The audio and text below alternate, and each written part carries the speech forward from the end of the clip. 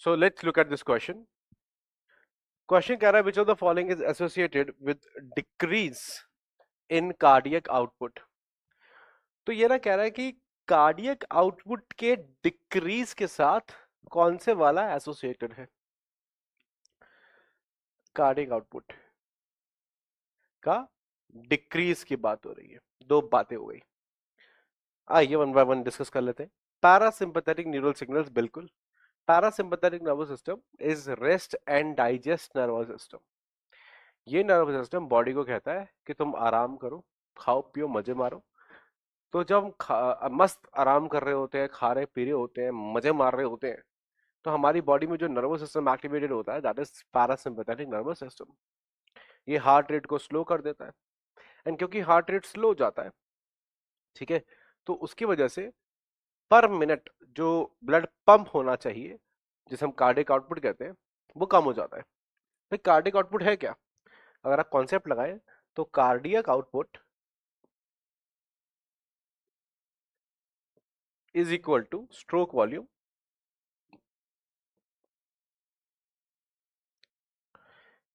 Cross multiplied with heart rate. ठीक है ना. हार्ट रेट से अगर आप मल्टीप्लाई करेंगे किसको? स्ट्रोक वॉल्यूम को, तो कार्डियक आउटपुट आ जाएगा. और parasympathetic nervous system cardiac heart rate को कम कर देता है. तो हार्ट रेट कम हो जाएगा तो ओवरऑल कार्डिक आउटपुट कम हो जाएगा. तो दैट इज द लॉजिक. अगर इसने पूछा होता कि कार्डिक आउटपुट इंक्रीज कर रहा है, तो फिर पैरासिम्पैथेटिक की जगह आंसर आ जाता सिंपैथेटिक नर्वस सिस्टम. तो sympathetic nervous system heart rate बढ़ाता है तो वो कार्डिक आउटपुट बढ़ाता है. पैरासिम्पैथेटिक हार्ट रेट घटाता है तो वो कार्डिक आउटपुट भी घटाता है. नेक्स्ट पे चलते हैं.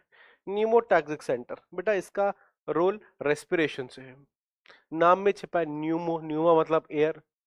ठीक है ना. तो एयर से रिलेटेड जो है न्यूमोटैक्सिक सेंटर पॉन्स वेरोली में होता है और ये रेस्पिरेटरी कंट्रोल करता है. हार्ट रेट को ये कंट्रोल नहीं करता है. Adrenal medullary hormones. Adrenal medullary hormones epinephrine and nor epinephrine, जिसको आप एड्रीनालिन एंड नॉर एड्रीनालिन के नाम से जानते हैं, ये काम करते हैं एज सिंपैथेटिक सिस्टम.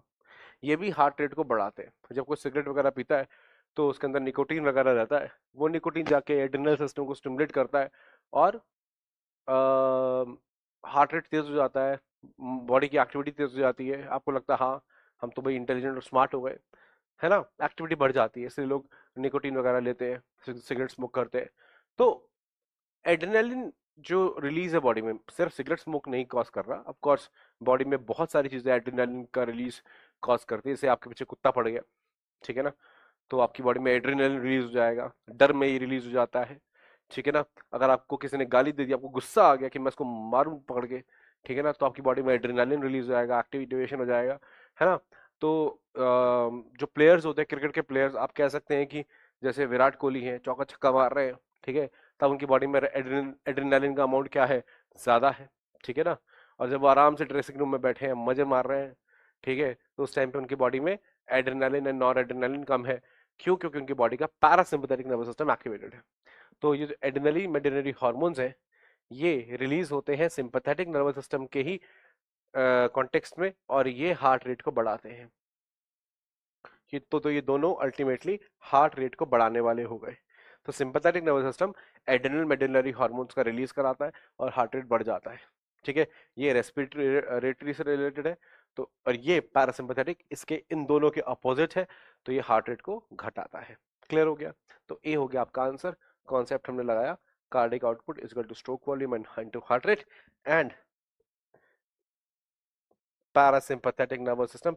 पैरासिम्पैथेटिक पूरा लिख देते हैं. Parasympathetic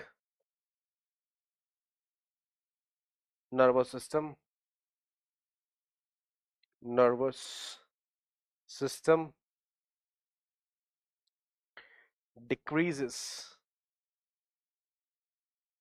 heart rate,